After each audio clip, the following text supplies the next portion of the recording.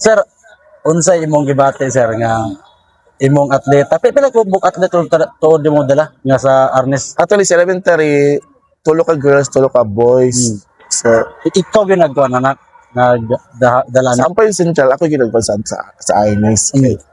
Tulog sa akong trainer. Wala trainer, lagi kayo. Listen sa mga teachers na kay plain the academic.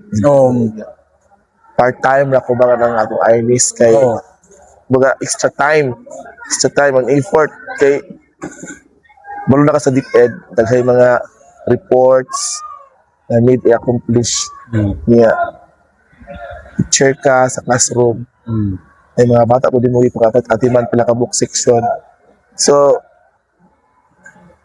igyata ka na og time ang pagkuhan sa coach na kung kaya si dahil nila kong time beyond the hour nga ako ito. So kini tanan nga mga athletes sa player mo sa Arnes sir taga ampayon gyud. O kato sila Mihiyas. Since the beginning pagsugod sa RL 2011, 2010. Na sila. Sir, unsa mo sila pagkuan sir? Unsay plastadas ila nga training sir kay sa performance to makita grabe man yung ipakita ng performance. Wala gyud kay training lang yun siya everyday.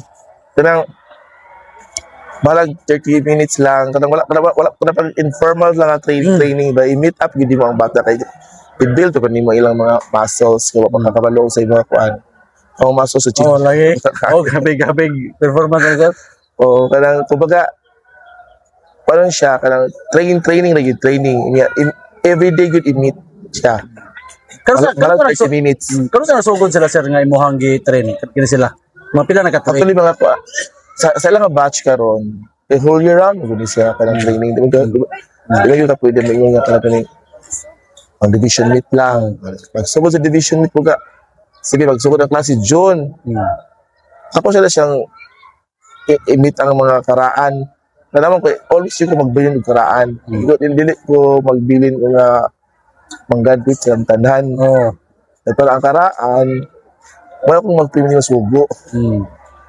ito mga section, ito niya grado. Ito papel. Ito screening na hitabo. Ano yung oras. Interested. Imit na ako na everyday. Next batch na po. Kaya dahil may section sa main central. So may section ako. Kasi create na section sa itong unahon pagpagpal. Kasi gusto pa screening. Wala pa nag-eliminate. Ito makapili at best. Kapila na nilang apel og palaro sir. Kini sila nga Chinjo. Kasi Grade 4 pa na siya nagsugod. Grade 5 pa na siya karon. Last year siya nagsugod. Kung grade 6 lang pa na siya karon. So, 2 years niya karon. Okay. Chinjo. Muna nga. Ayan ka ba po na itong isa sa ayun na teammate. Grade 4 po nagsugod.